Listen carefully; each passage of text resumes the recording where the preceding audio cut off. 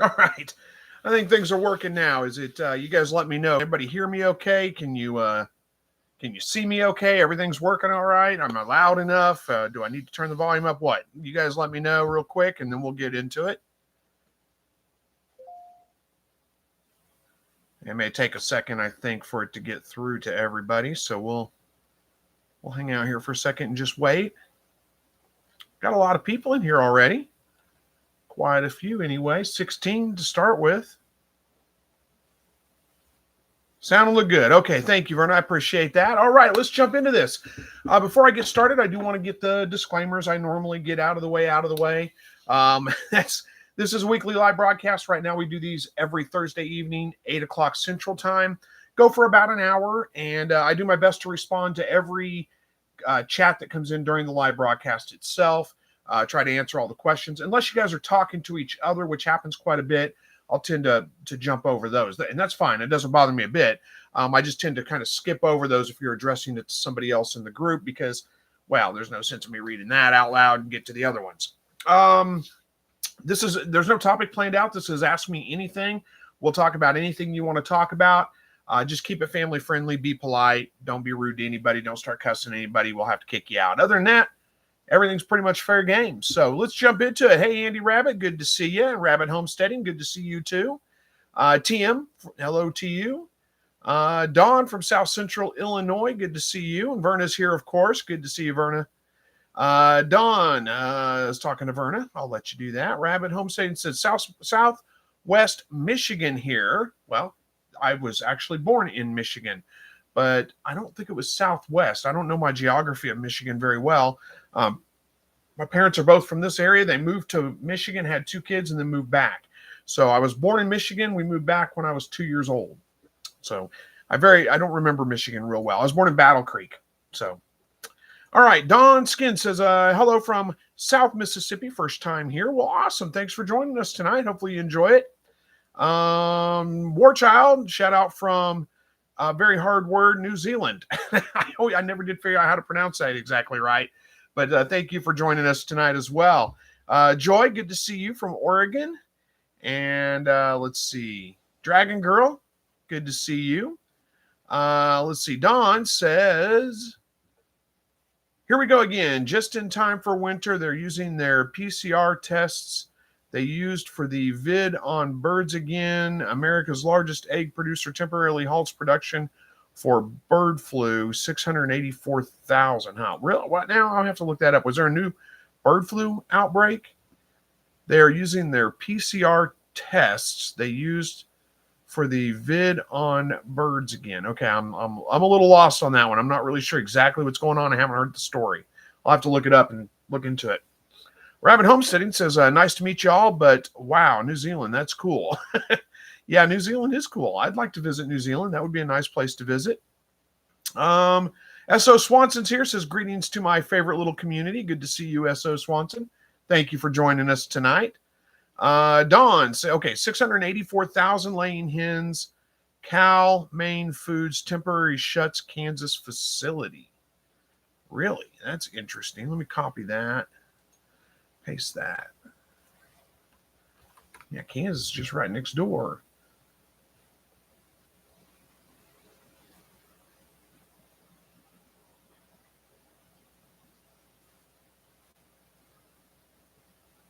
Huh, interesting. I'll have to read that story a little bit later. PJ's Family Farm, good to see you. And Tony from Toronto, good to see you. Hey, Ed Got Bates here. Good to see you, Ed. Thanks for joining.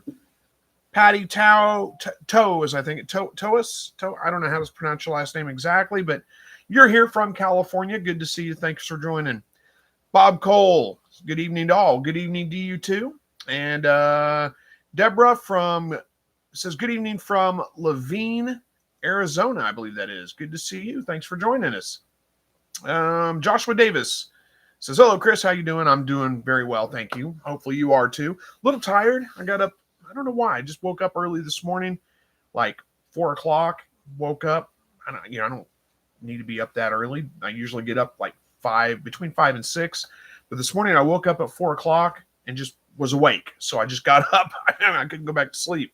So I got up. So now I'm feeling it a little bit. I'm a little tired. I didn't sleep well the night before either. Neighbors' dogs barking all night long. I woke up and I couldn't go back to sleep because they were barking. But last night that wasn't the issue. I just woke up. Spartman says, "Heidi ho from South Dakota." Well, thank you for joining us. Let's see. Clifton Buck from South Mississippi. We got people from all over. S.O. Swanson says, "Don't be cheap with the thumbs up." 7 with 31 watching. Well, we got 22 now. We're getting there. We got 44 people in here, 22 likes. So we're getting there. Justin from Nigeria, huh? Well, thank you for joining us all the way from Nigeria. Hey, there's Blessed with Pets. Good to see you. And Child of God is from Indiana. PJ's Family Farms from New York. Bev Smith says, "Hey, all, happy Thursday." Well, happy Thursday to you too. Hopefully it's a good one for you. Blessed with Pets says, "I'm so happy. I just bought a stock tank from Tractor Supply and just finished setting it up." Well, hey, it's the little things in life that matter, isn't it? Actually, it's not. The stock tank's not that little, but yeah, congratulations on your new stock tank. Rabbit Homesteading says, "Battle Creek is close." LOL. Well, it's closer to you than it is to me anyway, that's for sure. Oh, for your goldfish. You bought a stock tank for your goldfish. Awesome. Ed Got Bait says, "Chris, would it be too late to plant garlic?" I don't know exactly where you're located, what your temperature is like. I think you're up much further north than me, so it might be, but I would say go ahead and try. I mean, what's the worst that's going to happen? It doesn't grow. You can actually do garlic in the spring too. It takes a while to get, to grow. So you may not have the best results. It's really best to do it in the fall. Let it get started, let it get rooted out and sprouted a little bit. But if you're like us, we're having unseasonably warm temperatures here. It really is not that bad. Garlic can handle pretty cold temperature and still be fine. And really, once it gets sprouted and gets just that tall above the ground, it can handle freezes and snow and all that and be fine. Leanne says, Southeast Michigan here. Well, there you go. Two people from Michigan. Let's see what else we got here. Jacob Wolf, good to see you. So and Tara says, "Hello to everyone from Gilroy, California. Gave blood today and eating dinner while watching. No baby bunnies. Will rebreed tomorrow with the new buck." Well, I'm sorry the bunnies didn't work out. But that's how it goes sometimes. Raising animals, gotta just try again. Animal Game says, "Have you used heat plates instead of heat lamps?" I have not used heat plates. I've always used heat lamps. I've thought about switching from time to time, but I just never got into it. My heat lamps still work, and I've got them secured so they don't fall over and catch something on fire. So that's what I use.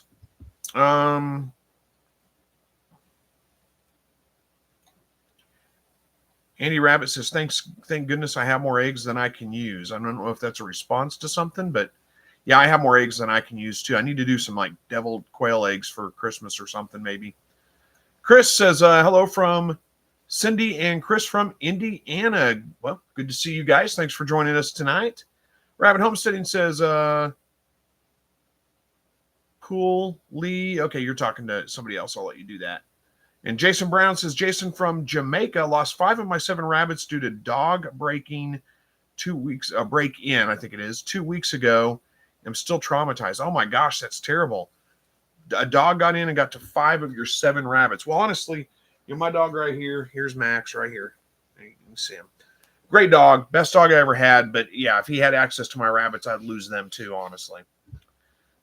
Jacob says, "Working to winterize my rabbit hutch this weekend. I'm going to cover these sides and back to provide a windbreak. Can it be regular tarp or is a heavy duty thick tarp recommended?" It doesn't really matter, honestly. You can use whatever you want to use as long as it provides them with a windbreak. Now the thing with a lightweight tarp, when you say a regular tarp versus a heavy duty tarp, is that it may not last that long. It'll probably make it through the winter, but those things they wear out pretty quick. Heavier duty tarps last a good long time. And another key to that too is if you can keep it stretched fairly tight, it'll last longer. If it's not stretched fairly tight and it's flapping in the wind, like that, it's going to wear out real quick. But those are just much thinner, so you'll get holes in them faster, which is not that big of a deal. It'll probably make it through the winter time for you. But if it's something you want to use year after year for a prolonged period of time, it might be wise to invest in a heavy duty tarp just because it'll last longer. But as far as providing the windbreak, no, it doesn't matter.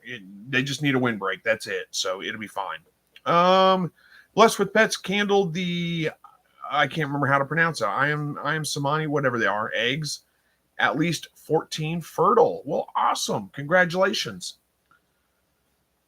Jacob says, should I fold the tarp over on itself so it's double layered? As far as if you're looking like, excuse me, if you're looking like just like from a sense of like providing extra insulation or something like that, no, you don't need to worry about it.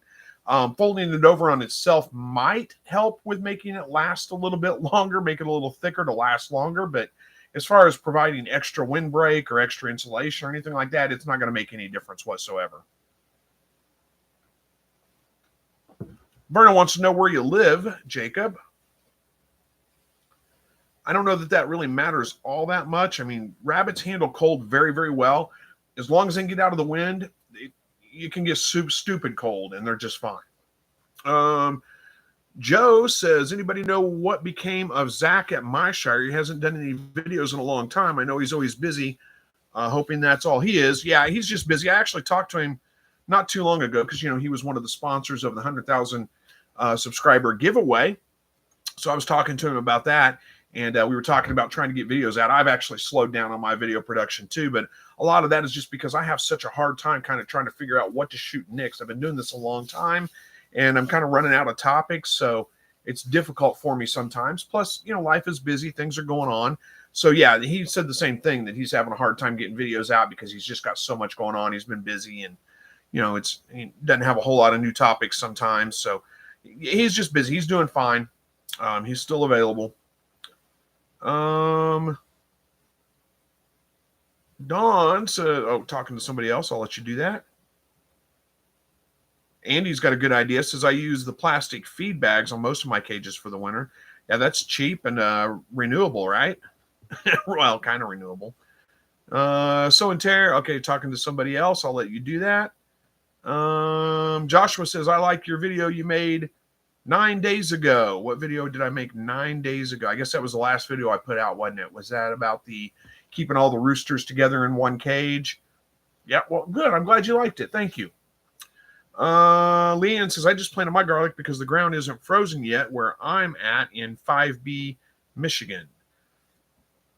The ground never really freezes here. I mean, it does, but not like, we don't get prolonged stretches of below freezing temperature. So it's not like below freezing for months on end here. It's like we get below freezing, and it's usually for like a week, and then it's back up above freezing. So we don't really get frozen ground like other places do. Verna says Zach's going to return after the first of the year.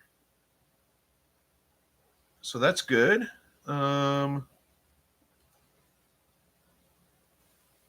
So and Tara says, I haven't done my garlic yet. Will be soon, though. Yeah, but you're in California, aren't you? So that's totally different than pretty much everywhere else.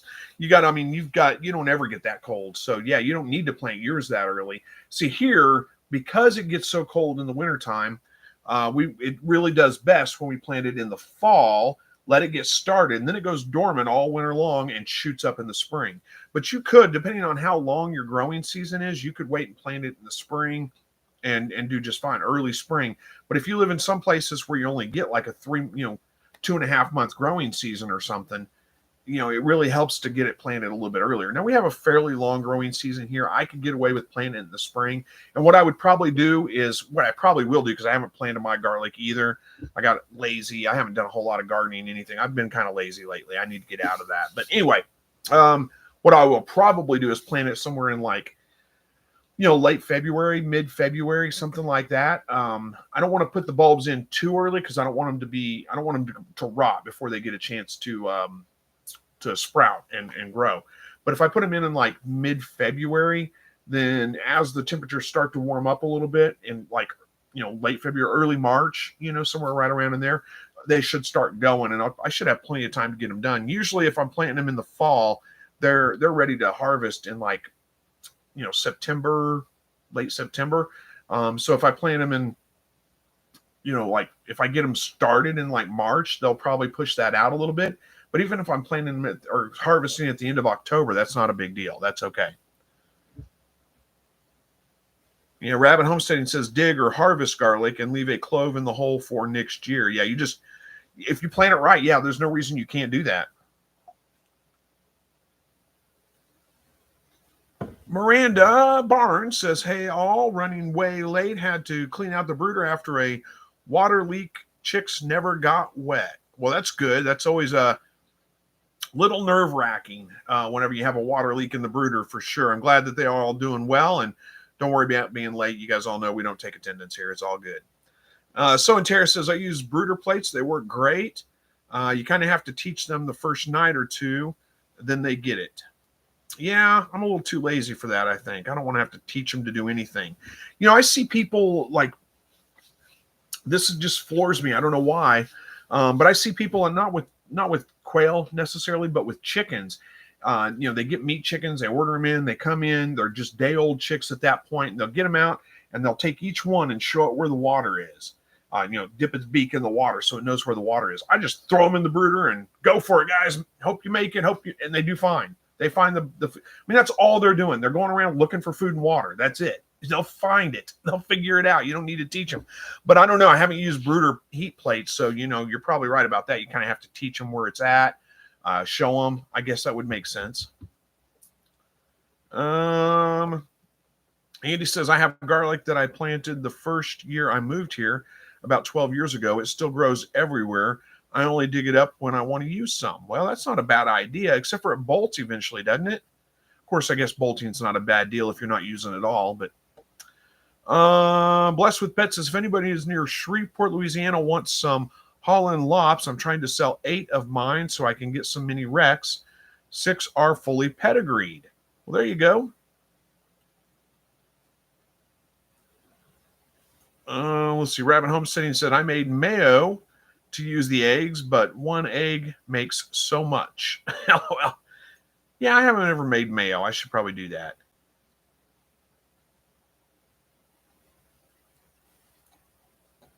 So and Tara says, tarps last longer in the shade too. Yeah, they do. I mean, that depends a little bit on, you know, what kind of tarps you're getting and all, but you're right. Yeah, the shade, you know, sun does a damage to just about everything. If it's in full sun all the time, it's going to get brittle. It's going to fall apart eventually. You know, the tarps that I have on my rabbit hutch, the ones on the sides are just up there all the time. I don't raise them. I don't lower them. They're just there. And those are good grief. Those are 10 years old almost, and they're doing just fine. You know, where it's not like the way I've got them attached to it, there's a little flap of it that just flaps around and that's shredded. But the rest of the tarp's holding up just fine.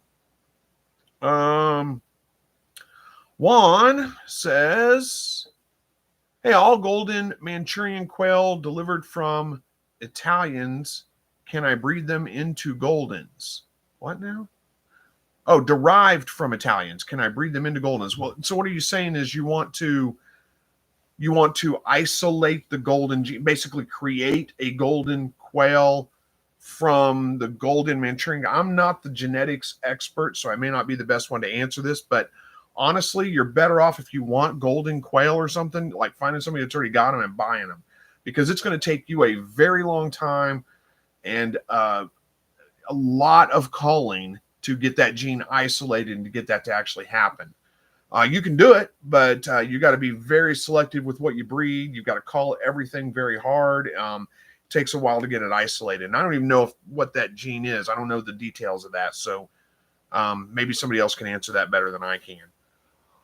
I don't really get into all the different colors. I just breed the jumbo meat makers or the jumbo pharaohs. Like either way, it's the same bird. But jumbo pharaoh, jumbo wild, jumbo meat maker, they're all the same thing. But I just breed those because I'm just in it for meat and eggs, and those are the biggest, easy to sex. You know, you can just feather sex them, and they're the ones that I go for. TM says, I think I'm going to use a heat element that goes into a light. I think they're for reptiles, but can be used in a brooder. Yeah, you're talking about a ceramic heat bulb. Yeah, I used to have those when I had reptiles. But yeah, they should work for a brooder as well. Bev says, I bought a heat lamp for the first time last hatch. My brooder plate wasn't big enough.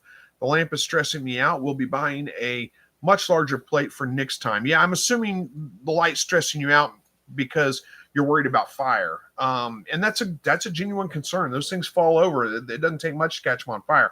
I wire mine to, I've got a little, my brooder box is in my shed, and there's a bench, a shelf in my shed. So I just wire them, I tie them to that basically, so they hang down below that. There's no way for them to fall over, fall off. Miranda says, I only use heat plants. Or heat plates, sorry. I feel like I have more control and feel a lot safer instead of lamps clamped around. Yeah, well, I understand, and that makes sense. Rabbit says, oh, his last comment is black chickens, black eggs, black meat, black tongue. So cool it seems. I can't spell that name. LOL, cool chicken. Yeah, you're talking about the whatever they're called. I can't even remember how to pronounce it. The ones that Blessed with Pets is raising, which is she, by the way, not he. I think that's what you're talking about, though. Andy Rabbit says, I only use heat lamps. I like to be able to see the brooder plates cover too much of the brooder for my liking. That makes sense. And Jacob says to Sow and Tear that I'm in Southeast Ohio. Climate is zone 5A. Verna says, Chris, how would you like lows of 19 and highs near 50? Well, that's not that much different than what we're getting right now. Our lows aren't getting down to 19 right now. I mean, we've had a couple of days where they did, but most of the time right now, and like I said, it's a little unseasonably warm right now. So our lows are getting down into the mid 30s. Highs in the low 50s. Today it was really warm. It was 57 degrees today was the high. And I think it only got down to 48 or 45 or something this morning. Well, no, it was colder than that. It was 38, I think, this morning when I woke up. Miranda says, Andy, I do peek under the plates daily and do worry about squishing some. Had a mishap the first day setting a water on one, but they figured it out the second and third day to move. I wiggle the legs like I do when setting the frames back in the beehive. Wiggle, then set it down. Okay. Andy Rabbit says, I put screws in the wood to help hold the clamps in place so they don't slip around. Yeah, I do the same thing. So and Tara says, November is when we are supposed to plant garlic here in California. It was 37 degrees last night. Well, I guess 37 degrees, that's about what we've got. So, Andy Rabbit says, Katrina, I built a bigger brooder that I can divide in 4, 3, 2, or 1 section. Awesome. Verna says, Chris, mine sprouted and now are freezing some. My lemon balm shows some freezer burn, but much of it's still growing. Same with my yarrow. Okay, well, there you go. Bob Cole says, canvas tarp would last longer than the plastic covered fiberglass mesh type from someplace like TSC or Home Depot. Yeah, I get my tarps from Harbor Freight, cheap, super cheap. Half the time they have a coupon where you buy something, you get one free, and you can get a 6x9, I think, or a 6x8 tarp, whatever, for $5. And so if you are $4 for something, it's probably $5 now. And if you got the coupon that's buy one get one free, that makes them $2.50 a piece. So who cares if they fall apart fairly quickly? They actually last a decent amount of time. Bev Smith says you do not have to teach them about the brooder plates; they figure it out. Well, I would think they would, but I don't know. I've never tried them. So, Verna says, Chris, I have found that as long as they can close enough to the brooder when you put them in, they figure it out. Yep, I agree. Andy Rabbit says, I built the brooder back in April. Okay. Oh. All right. I'm going to let you guys talk to each other. Miranda says, oh my gosh, if anyone has emu eggs, they'd win the deviled eggs. Oh man. Yeah. Emu eggs. Now, those are pretty good size, aren't they? Yeah. Verna's wanting to know, do you have emus? I'm kind of curious too. Andy Rabbit says, my garlic flowers every year. They ate pretty ABO something. They are not ate. They are pretty. Oh, okay. Yeah. Yeah. When it flowers, it is pretty, but it does lose a lot of its flavor. I like to harvest before it goes to flower, but that's just me. Ed says, Zach at my shire should have some cool stuff. I let him I left him a FLIR thermal camera back in September. Oh, nice. Miranda says, no, don't have emus.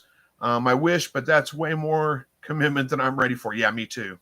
Yeah, that would be cool, but no, I can't do emus. And Verna wants to get a hold of somebody that has emu eggshells. There you go. I wonder, can you buy emu eggshells online? You probably could. Let's find out. Emu egg shell. Let's see. Yeah, there's it looks like you can buy them for about $15 an egg.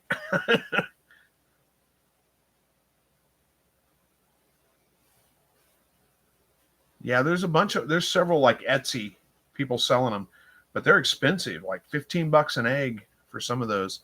That's crazy.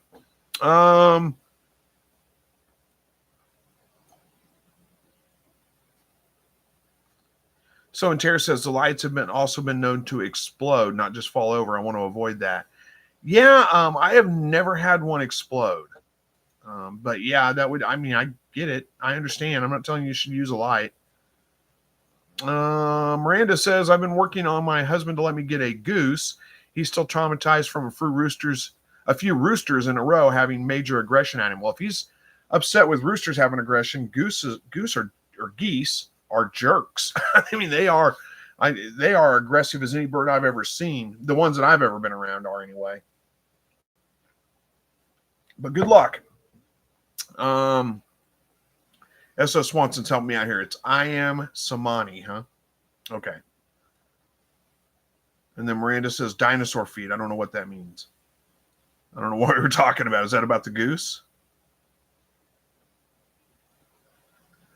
Oh, yeah.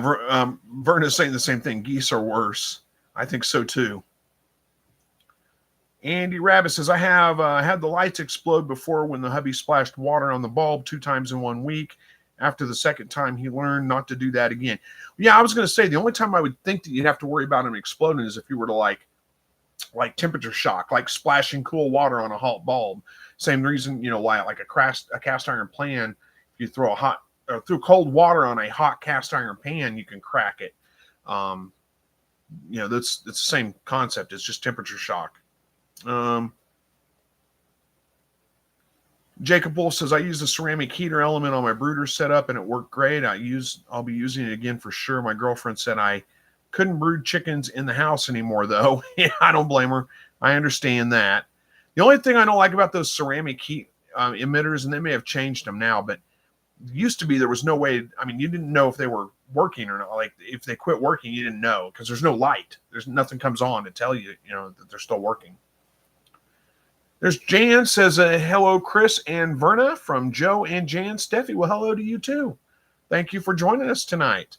Rabbit Homesteading says, heat lamps, I tie them up as a side so clamp fails. It's still held up for preventing fire, but the screw idea seems good too. Yep.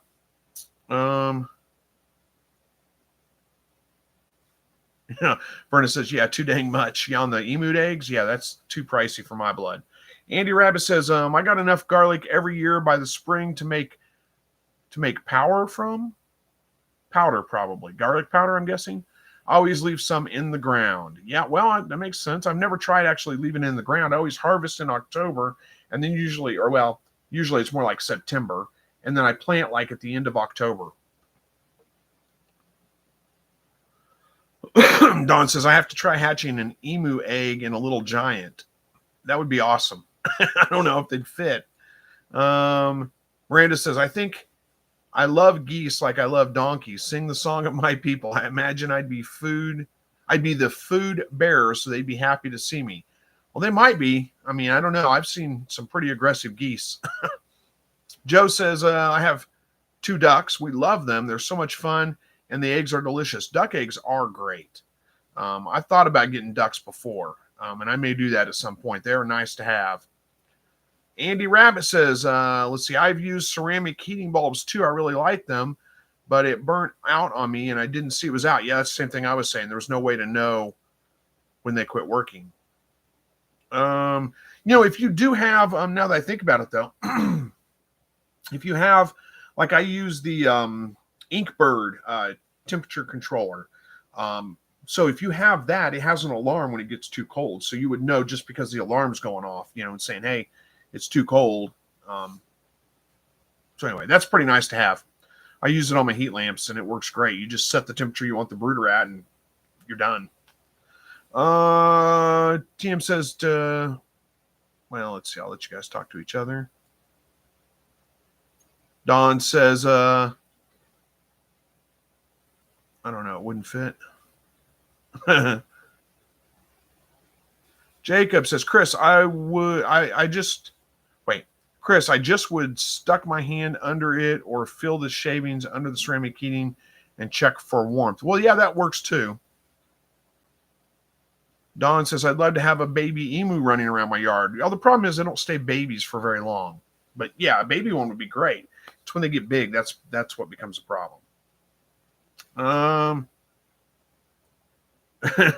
Andy says, LOL, Vern, I'm glad I'm not the only one typing funny tonight. No, it happens to everybody. I'm the worst at it too, probably. So, Joe Sandy says, Chris, I'm Sandy. My husband is Joe. Yeah, I'll never be able to keep that straight. I'm sorry. I know we've talked about that before. I just call you by your username. That's the best you're going to get from me, probably. I'll try, but it's not going to happen. TM says, I heard that ducks are messy. Well, yeah, they're messy. Yeah, they are messy. But here's the other thing too, though. They're messy if they have water, like the thing, like swimming pools or that kind of things. That makes them even messier. And they're messy just in general because, well, I mean, they're birds. They poop a lot. But water, like a swimming pool or something like that, they will just mess it up super quick. But they don't have to have water like that. They need to be able to get their heads immersed in water, but they don't need to be able to get in water and swim around. And that will keep your mess down a little bit. Also, keep them off your porch.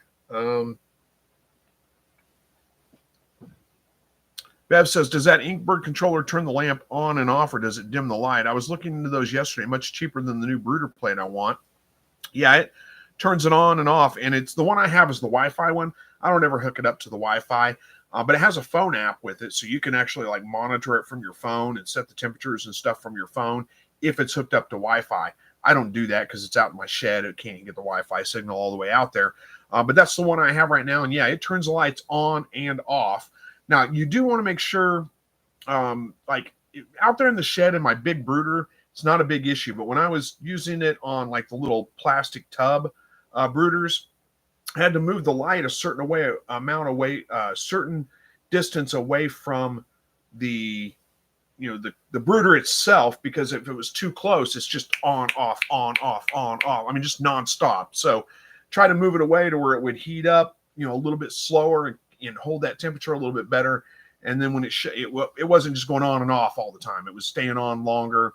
And when it shut off, it'd be off for a little while, and then it'd kick back on and stay on for a while. So if that makes sense, I was worried that was going to burn the light out too quick. So that's why, you do got to watch it a little bit. It's not a big deal in my big brooder box out there, especially not in like early spring, fall, in the middle of summer, maybe a little, but it's not a big issue. Hey, there's Rabbit Homesteading with a $10 super chat. Well, thank you so much.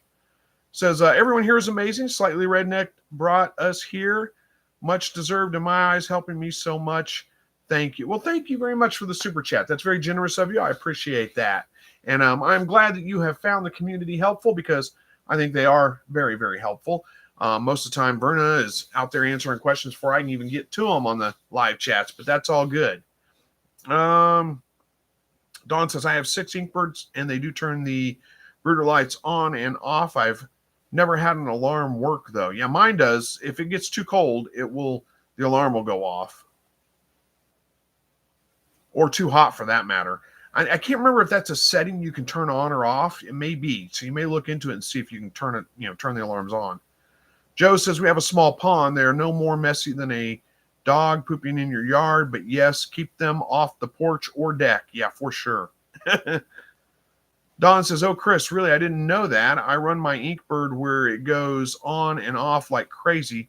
2 brooders and never had a light problem with it. LOL. I don't know. Yeah, I mean, it may not be an issue. It bothered me. I was afraid that it was just going to cause the lights to burn out real quick. So I moved them away a little bit further away from the brooder just to kind of regulate it a little better. Jacob says, I was reading that quail after 8 weeks can have lower protein compared to the 30% starter. After 8 weeks, would it be okay to feed them 20% protein to all flocks like I feed my chicken? Yeah, it's fine. Excuse me. Yeah, you can absolutely do that if you want to. I like a high protein feed for all my birds. I just feel like they do a little bit better on that. But there's plenty of people that do like a 20% feed for their older birds, and they do just fine on that too. In fact, you could probably get away with 20% feed for the younger birds if you wanted to as well. But they do really need, while they're growing, they do need a little bit higher percent, higher protein. It takes a lot of protein to grow feathers and bones and that kind of thing. But yes, you can absolutely do it. Bev says, yes, I'm always adjusting the height of my light now on a crappy tripod. Brooder currently sitting in my living room because I'm too nervous to have it out in the quail shed. Well, I get it. I just take my chances and go. And, you'd be surprised. I mean, honestly, I have lost like a whole, brooder box worth of quail because, light bulbs burned out or something like that. So I always run 2 lights. And that way, if one goes out, I've still got one. But that's it. Jacob says the all flock is cheaper per pound than the 30% starter, so it would be a cost savings. Yeah, you can absolutely do that. It'll work just fine. Bev says, thanks for the tip on the lamp height. Yeah, no problem. So and Tara says, that would be fine. I feed 16% layer. Check the calcium in your all flock. It may be or may not be high enough. I offer extra calcium on the side. They don't really need a lot of calcium. I mean, that's a good point. Check the calcium in there, make sure it's high enough. But really, if it's like 2%, that's fine. They only need like 1.5 to 2.5%. You really don't want it much higher than that because it can cause them to have very thick eggshells and make it hard for the chicks to hatch, to pip out of the eggshells. We got another super chat. This is from Sandy. I got it right this time. If you're going to give me money, I guess I should get it right. A $20, $19.99 one. Well, thank you very much. That's very generous of you. Says, thank you so much, Chris, for all that you do for us. I've learned so much from you, and I'm thoroughly enjoying my quail. Well, awesome. Thank you for watching the videos. I'm so glad that you found them helpful. Jacob wants to know, can quail eat oyster shells like my chickens to make sure they're getting enough? You can use like crushed up oyster shell. They should be fine with that. Yeah, so and Tara's saying that if they're small enough, I use limestone grit, which is called bird grit at the feed store. Yeah, and just a word of caution on that too. If you are using any kind of extra calcium supplement, like crushed oyster shell, bird grit, or crushed up eggshells, any of those kinds of things, offer it separate. Don't mix it in with the feed because, again, they don't really need it. They'll self-regulate that way. They'll eat as much as they need. And if you mix it in with the feed, then they're kind of forced to eat it, and too much calcium can be a bad thing too. Rabbit Homesteading says, if you learn anything, please hit the like button. Well, thank you. I appreciate it. Yeah, we got 51 people here, 49 likes. So we're doing pretty good. I don't know what Verna says, 50 watching and only 2 thumbs up. Now I see 49 thumbs up. Now there's 50 thumbs up and we only got 48 people in here. So it's getting there. We're doing fine.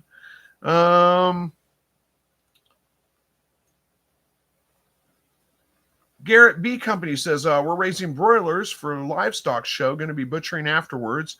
Have you made a video on that? Even the broiler chicks video. I'll have to look. Amazing growth fast. Yeah. When I have done videos on us processing the chickens, if that's what you're talking about, the meat chickens. We do Cornish cross usually every spring. I did a video specifically on butchering them, and then this year I did a video on like start to finish and covered processing them in there as well. They're not terribly hard to process, so go back and check out those videos. Shouldn't have been. It was just a couple months ago, so it's there. Andy Rabbit says, I unplugged my heat lamp last week overnight by mistake. The babies were just 2 weeks old. Thankfully, they were all fine. Yeah, no kidding. That always makes you nervous, doesn't it? Verna's going to refresh the page, see what she sees. Well, I don't know. It shows me 54 likes now. We only got 47 people in here. Oh, you have to refresh the current count. Okay. Yeah. Too many people worried about the likes and stuff. Don't stress, guys. I show 54. We got 49 people in. We're doing fine. It's okay. David Lister says, I installed an adjustable light switch on my heat lamp so I can adjust the heat as needed. Yeah, so like a dimmer switch, basically. When I was a kid, my grandpa built an incubator. Let me grab a drink. And it was just basically a wooden box with a plexiglass front you could see in, and it had an incandescent bulb in there and a dimmer switch that we would use to control how warm it was. And it worked. We hatched chickens out in it. Like 3, not very many, but still we hatched them out. The only thing I would worry about with that is if it wouldn't cause any issues with the bulbs burning out faster, but I don't know if it will or not. That resistance on there may cause some issues, but I don't know. Bev says, I've just been feeding them back their shells in a separate bowl and they gobble it up. Well, if it's working, no reason to change it.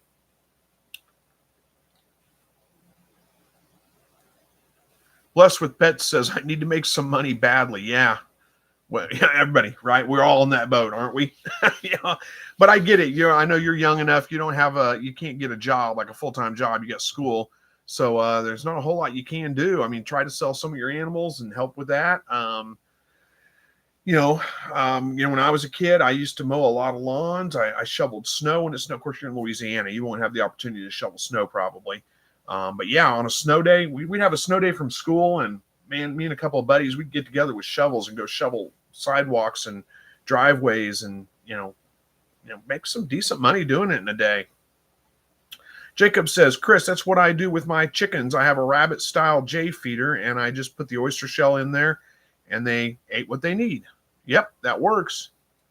Bev says the start to finish video was awesome. I was considering meat chickens for next spring.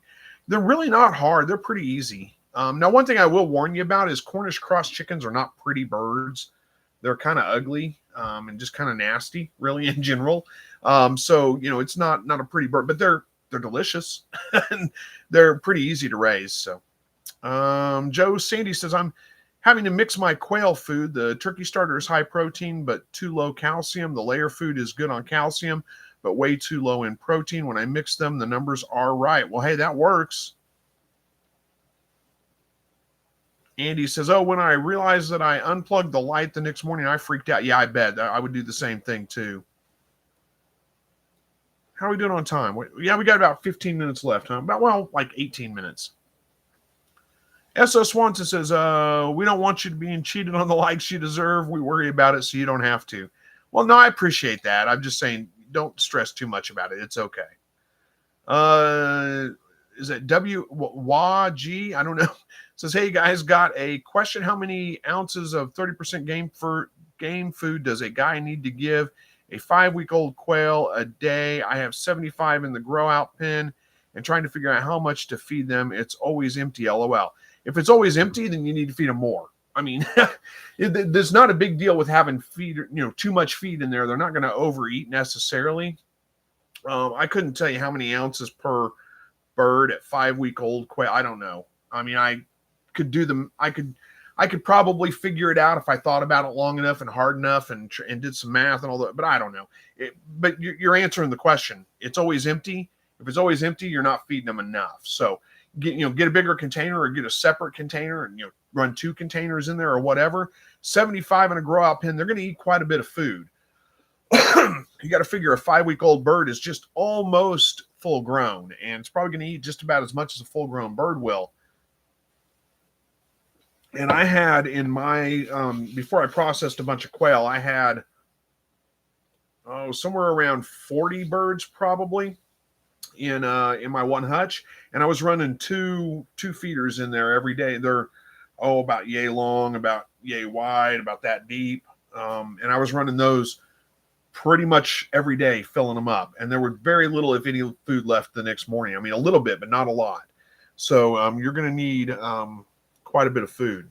I must have scratched myself. I had a little scab there. Didn't even know it. Andy says, when I unplugged it, I said, I'll be back. Okay. Only the rabbit's water pump is plugged in right now. I was wrong. Yeah, no, I get it. I've done the same things before. Oh, S.O. Swanson's got an answer for you. It says, for jumbo, up to 8 weeks, 2 ounces per day. So for 75 birds, that's 150 ounces. After 8 weeks, about 1.5 ounces per day. Oh, wait.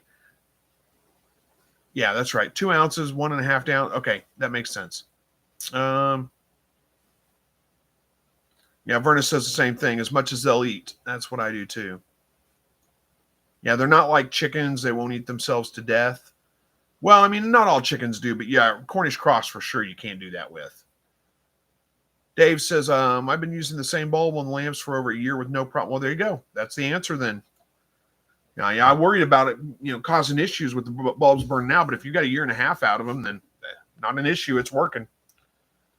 Joe says, I've considered getting a rabbit or two just for the manure for my garden. They're almost worth it just for that purpose. I agree.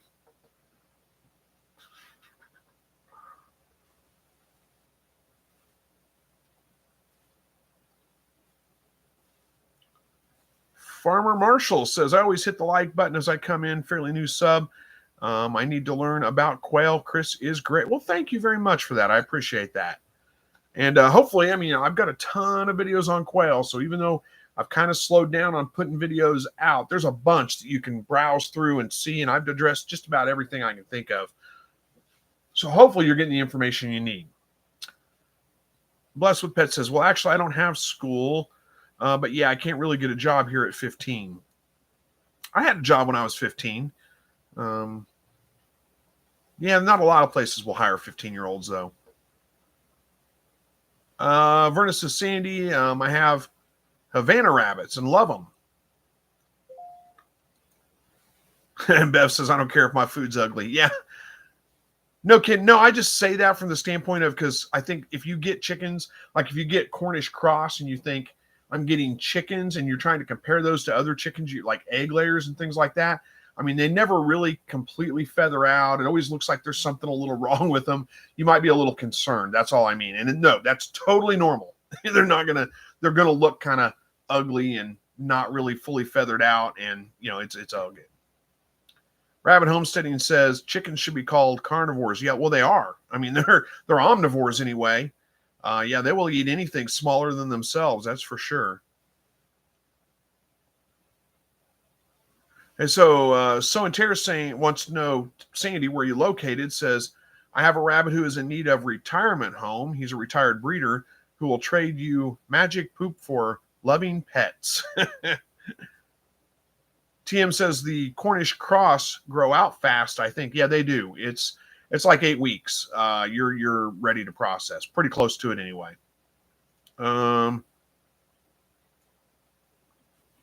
Don says, I gave my rabbits the summer off because of the high. I scrolled and lost it. There it is.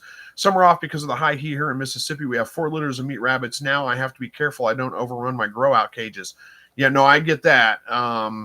Yeah, I give mine the summer off too. I actually haven't even started breeding because I've been so lazy. I'm just a lot going on. No excuses. I've been lazy. That's really what it comes down to. I need to get out there and get them bred. Yeah, and Andy says that can happen fast if you're not careful. Oh yeah, for sure. David Lister says, how many ounces of quail feed do they versus how many ounces of quail food do they lose to their food fights? Yeah, well, that's a good point too. If you don't have a fairly low waste feeder for them, then you're going to lose a lot more than they eat. Sandy says, thinking of checking the shelters for a bonded pair, if that is even such a thing.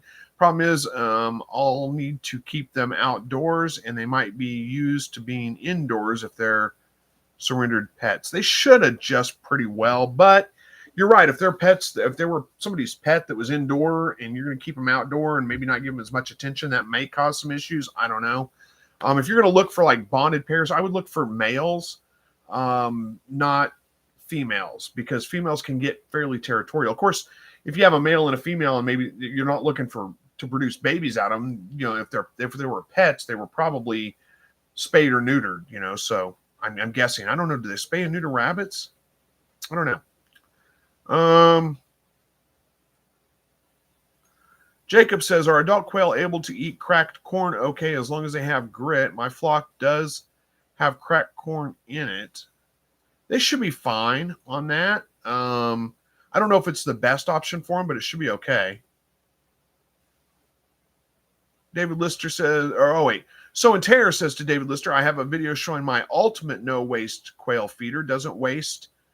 Went through several iterations to get to it. I've seen that. It looks like a great feeder. I'm like I said, kind of lazy, so I just buy Tupperware style containers, use my pocket knife to cut a hole for them to stick their head through, and that's what I use.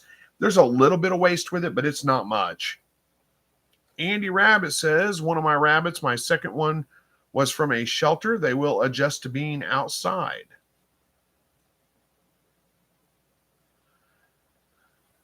Blessed with Pets says, Sandy, if you want to take a trip to Louisiana, I can hook you up with some rabbits. Yeah, Holland Lops, right? You've got some for sale. WAG says, thanks to S.O. Swanson, just trying to get it down so there's no wasting. I'm feeding 2 very large coffee cans of feed a day. Yeah, that sounds about right, honestly. Yeah, that sounds about right. Make sure your feeder's a low waste or no waste feeder, and that will help out too. That will keep them from, because if you've just got like open container, you're going to lose a lot of food. They're just going to throw it everywhere when they're eating. S.O. Swanson says the same thing. Probably need a no waste type feeder. That'll save some feed. Put a tray under the feed, and they can also eat what they toss. Unemployable says feed cost is getting ridiculous. Last bag was $30, up from $19 2 months ago. Hopefully just a supplier issue. Good grief, that is really high. Yeah, I mean, $30. Ugh. I don't know if I'd be raising quail if it was $30 a bag.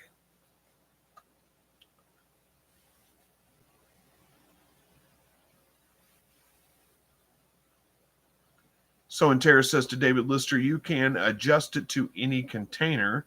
Check it out and ask me follow-up questions. I adopted it for my quail mobiles too. There you go. Don says, not doing any tanning. Is that a response to something? I don't know what that means exactly. I mean, I know what tanning is, but I'm not sure why you're telling me that. But,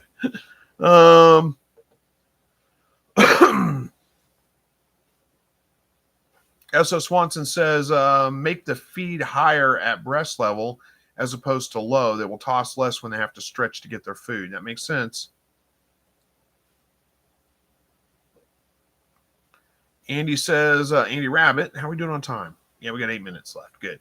Andy Rabbit says, I told a guy that got his first quail from me to put his cage where his chickens can eat what the quail toss out and stop feeding the chickens because the quail will feed them just fine. Well, that's not a bad idea either.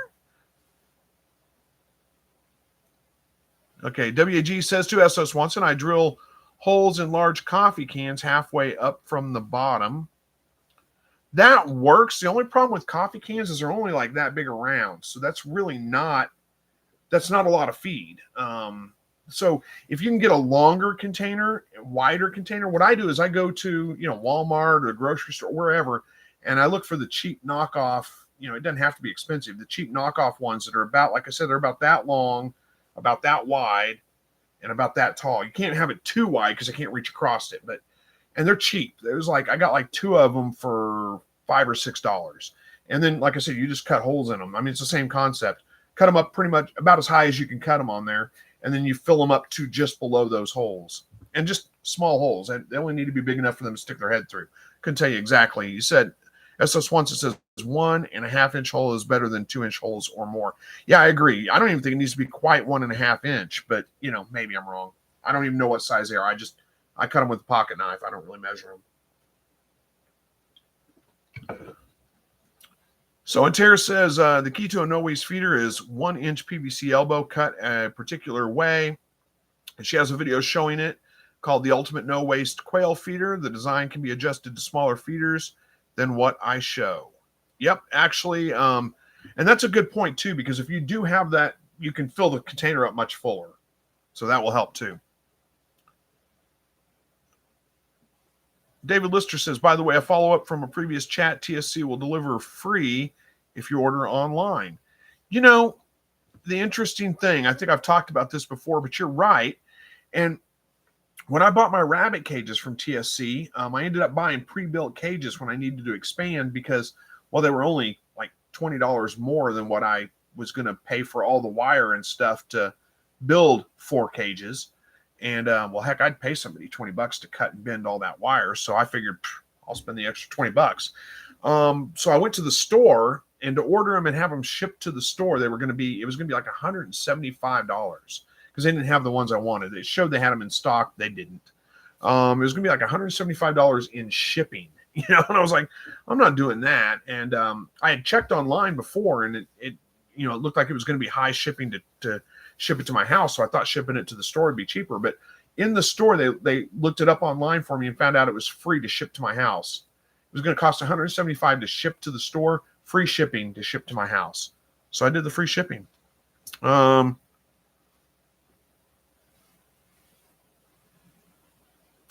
Bob Cole says, Katrina, I bought the feeder ports on Etsy, 1.5-inch diameter, and they cost less than a PVC elbow. I'll have to check those out.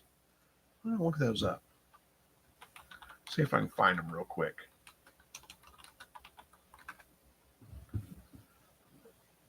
And that's on Amazon.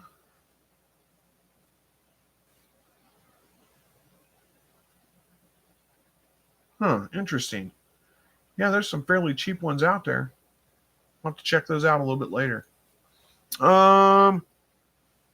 Sandy wants to know how my wife is doing. She's doing great. Says, wishing you both a blessed Christmas.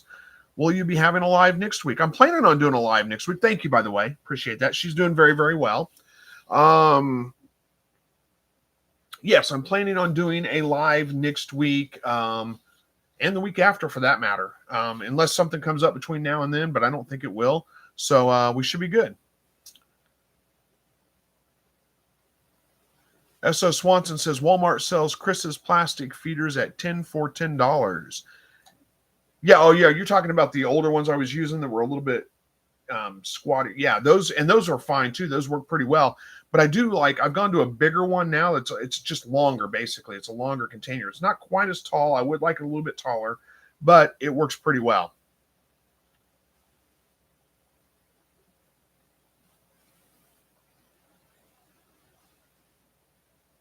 So, and Tara says, then you have to get 10. Well, yeah, there's no problem. I mean, keep some as extras if you need to. They don't last forever, so especially in the wintertime. In the wintertime, those cheaper plastic ones that I was using before, the plastic gets really brittle and it breaks pretty easily. Bev Smith says, I paid $27 a bag delivered. The TSC close to me only carry the one brand I won't feed, and the nearest closest mill is $17 a bag. It's an hour away. I don't have an extra 3 hours on a weekend to go. I don't blame you. 3 hours, that's a long way to go to get feed. Bev Smith says, I sell enough eggs to cover the cost of feed. Well, that's good.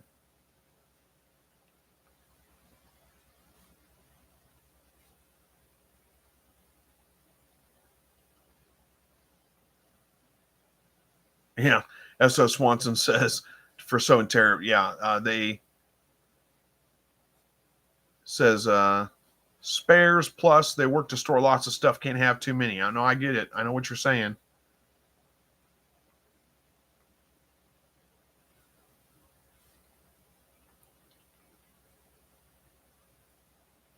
Two-minute warning, huh? Yeah, well, 1 minute warning now, yeah. So and Terror says the 1-inch would work for quail. Yeah, I bet they would. I think 1 inch would be fine. Blessed with Pets says, God bless Chris. I really appreciate the time that you take out of your day to be here and chat with us, even when you're tired. Oh, it's all good. It's only an hour. Andy says, I like a solid bottom J feeder with 1/2-inch wire over the part where they eat from. Well, that probably works pretty well too. Looks like everybody's saying thanks and good night. S.O. Swanson says, thank you, Chris, for taking time out for us and sharing your knowledge and experience. We appreciate you and how you support the community. Well, you're absolutely welcome. Thank you. Yeah, I'm keeping up with the chat tonight, Andy. Yeah, well, there's not as much as usual. I think is probably part of it. It's gone pretty smooth. It was consistent. Sometimes it's like there's lags in it, and sometimes there's way too much. I can't keep up. All right, yeah, we'll wrap it up right there. So, thank you guys all for joining me tonight. I appreciate it as always, and we should be back next week. Like I said, unless something comes up between now and then, I don't see any reason why not. And then the week after too. We'll plan on it. So. I hope everybody has a great evening. Everybody has a good weekend. We'll see you guys next week. And as always, God bless.